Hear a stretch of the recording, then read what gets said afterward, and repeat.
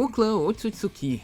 O clã Otsutsuki, mano. Um clã cheio de segredos e mistérios até o dia de hoje. É mistério sobre Jubi, mistério sobre Karma, Jogan e por aí vai. Haja mistérios por trás das ações desse clã. Porém, no vídeo de hoje, eu venho para dar um fim em um dos segredos mais interessantes já apresentados até aqui, que é o segredo que envolve o Urashiki e o misterioso Rei Dragão do clã Otsutsuki. E se eu te contasse que o Rei Dragão já apareceu dentro do anime e que provavelmente um outro Otsutsuki, supostamente parceiro de Urashiki, já deu as caras dentro do anime também, você acreditaria? Pois é, meu amigo, e no vídeo de hoje a gente chega para fechar por completo a história do Otsutsuki que até o dia de hoje segue como sendo o meu favorito dentro do conteúdo geral de Boruto. Lembrando que se você for novo por aqui, seja muito bem-vindo aqui no canal e inscreva-se para não perder mais vídeos como esse, pois toda semana temos vídeos desse tipo por aqui. Combinado então? Cola com a gente que o vídeo de hoje tá muito foda. Muito bem então, pessoal, como vocês sabem, estamos acostumados a voltar no tempo aqui no canal e comentar um pouco mais sobre o passado do Urashiki, comentando sobre suas referências e inspirações, principalmente durante o período de lançamento que ele ainda estava em tela. E que hoje, quase 2 anos depois da sua saída de cena do conteúdo do anime, a gente volta para comentar e definir absolutamente tudo sobre o trajeto desse personagem, comentando e desvendando toda a sua história apresentada no anime até então, que segue fielmente toda a sua base da lenda que inspirou a criação desse personagem. E para você que é novo aqui no canal, chega mais que a gente vai falar um pouquinho sobre a história do folclore japonês, onde eu vou te mostrar que absolutamente tudo que sabemos sobre o Urashiki bate exatamente com essa lenda japonesa. Pois o nome Urashiki significa que ele é um membro do clã Otsutsuki, onde todos eles são derivados ou de alguma lenda ou de algum deus japonês, onde no caso do Urashiki, a sílaba Ura do seu nome é referente ao nome de Urashimataro, o pescador do folclore japonês.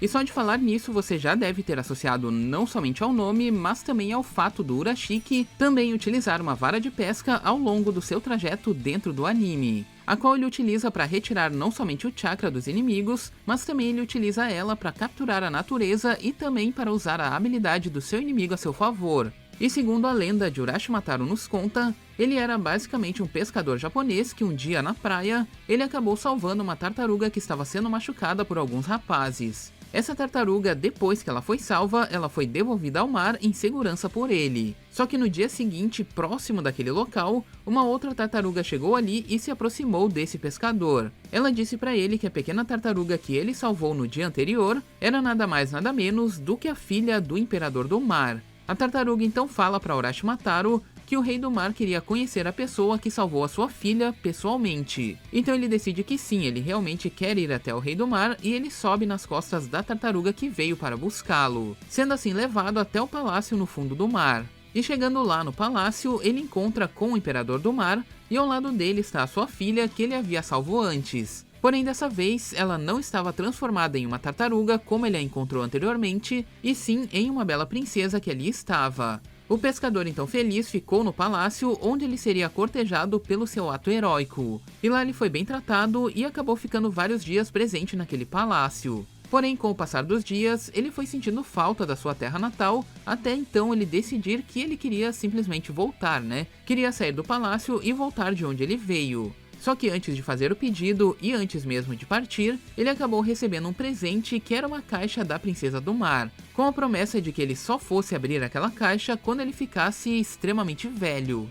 Chegando então na sua cidade, ele não reconhece absolutamente nada. Ele fica perdido por não conhecer mais nada e nem ninguém daquela região. Ele decide então perguntar para as pessoas se alguém conhecia alguém chamado de Urashimataro. E as pessoas respondem para ele que elas já ouviram falar de alguém com esse nome, só que ela havia desaparecido há cerca de 300 anos atrás. E desesperado com a situação e querendo explicações da Princesa do Mar, ele então abre a caixa que ela deu de presente a ele em busca de uma resposta. Só que ele acaba sendo engolido por uma fumaça branca que faz com que seus cabelos ficassem brancos e também a sua pele viesse a enrugar, transformando ele literalmente em um velho completo. Até que então, do fundo do mar, uma voz surge dizendo a ele que dentro daquela caixa estavam todos os anos de vida de Urashimataro, fechando assim essa lenda do folclore japonês. Enfim, pessoal, eu não sei se você conseguiu associar todos os detalhes dessa lenda com o que vimos dentro do anime, mas basicamente tudo está associado um com o outro do começo ao fim, começando pelo arco de viagem no tempo, que nos apresenta um novo artefato Otsutsuki encontrado no fundo do mar.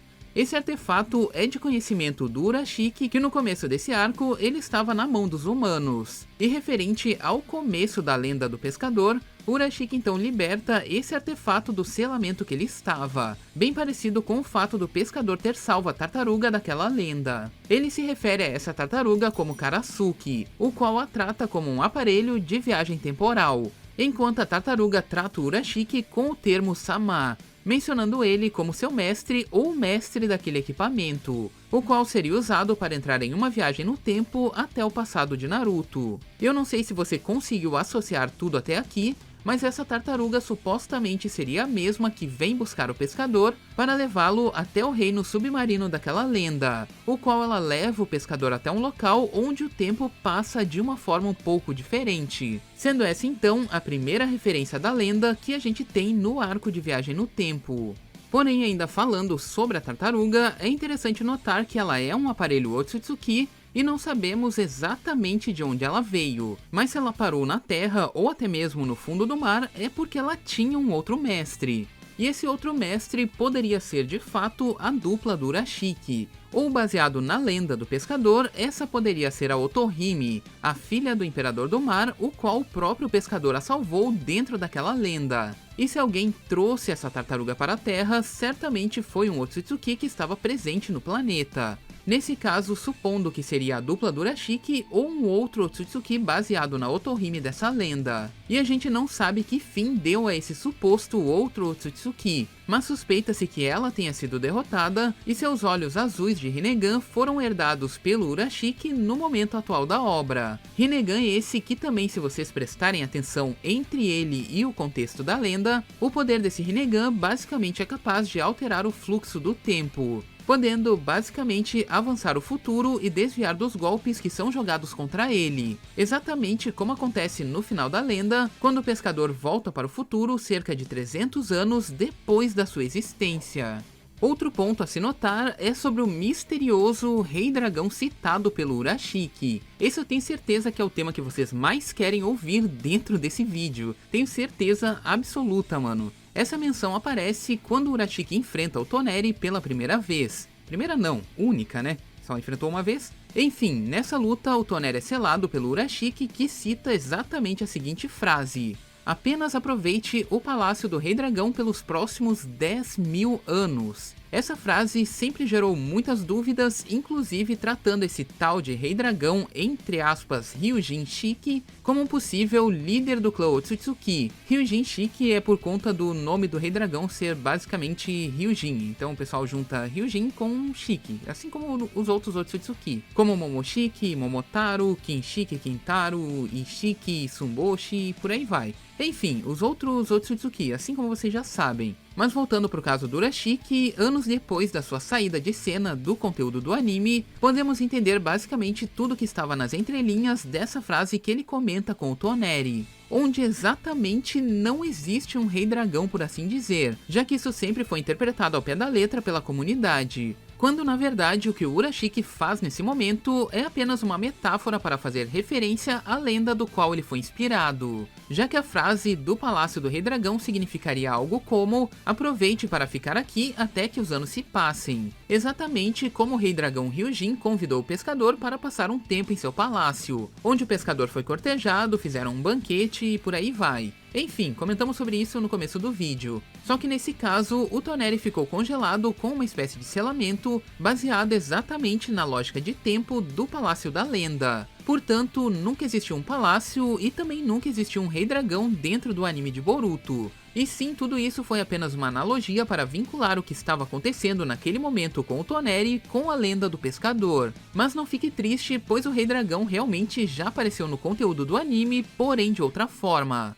Mas finalizando esse ponto relacionado ao Toneri, pois agora tudo fica mais claro e muito mais simples de perceber que para libertar ele desse selamento, basta que a caixa que foi usada pelo Urashiki acabe sendo aberta de alguma forma para devolver a vida do Toneri outra vez, exatamente como acontece com a caixa dada para o pescador no final da lenda, a qual, quando fosse aberta, devolveria todos os seus anos de vida novamente. Ou seja, abrir a caixa utilizada pelo Urashiki naquela ocasião, teoricamente poderia libertar o Toneri em seguida. Porém, quem chegaria na Lua e abriria aquela caixa por coincidência, né? Vai saber, Boruto pra Lua? Sei lá, velho, vai saber. Enfim, muita calma que o vídeo ainda não termina por aqui, pois ainda temos que falar sobre o Rei Dragão, né? Sobre a essência do Rei Dragão.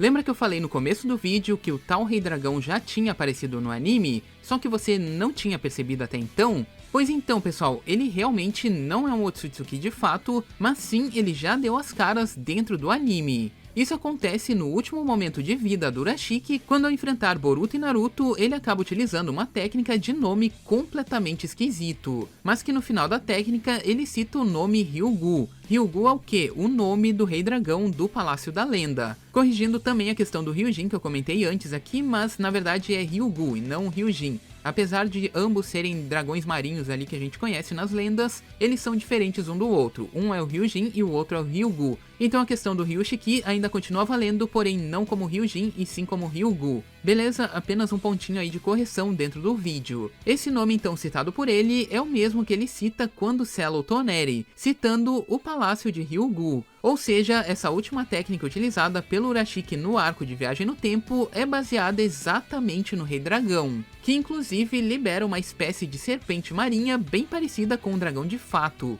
ou seja, uma referência direta de que essa última técnica utilizada pelo Urashiki é de fato a personificação do Rei Dragão em forma de jutsu. Então aquilo ali que vocês veem enfrentando o Naruto e o Boruto é de fato o Rei Dragão. Além disso, a transformação do Urashiki, que sempre enfatizamos ser uma espécie de galo ligado ao zodíaco chinês, na verdade pode não ser absolutamente nada disso, pessoal, pois a representação dos detalhes em sua cabeça que tem ali, que parece uma asa de galinha ou algo do tipo, e as garras que ele tem ali parecendo de uma ave, na verdade são baseados em um dragão marinho da mitologia, que tem ali em sua cabeça exatamente o mesmo formato que a gente tem na cabeça do Urashiki. Assim como também as garras que o Urashiki tem, elas não são divididas em 3 garras que a gente vê ali em aves e tudo mais, e sim baseado nas garras de um próprio dragão marinho, como a gente vê aí em várias concept arts. Então, de uma forma resumida, sim, você já tinha visto o Rei Dragão, mas eu tenho certeza que você não tinha percebido esse pequeno detalhe, pois na verdade o Rei Dragão em si é o próprio Urashiki em sua transformação final.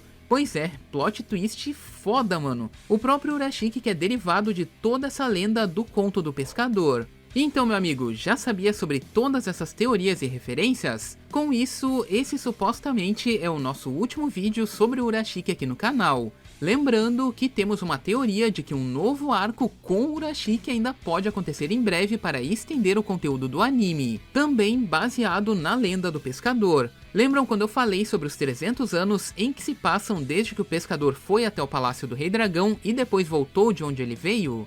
Pois então, estamos entrando em um período que há necessidade de estender o conteúdo do anime. E quem sabe o Urashiki não gravou o karma dele em alguém do passado durante a sua forma etérea, podendo voltar agora no presente com o karma completamente extraído ao longo desses anos, fazendo exatamente como na lenda, onde o pescador esteve no presente ou no passado de Naruto, né? E aí ele acabaria retornando no futuro em seu novo renascimento.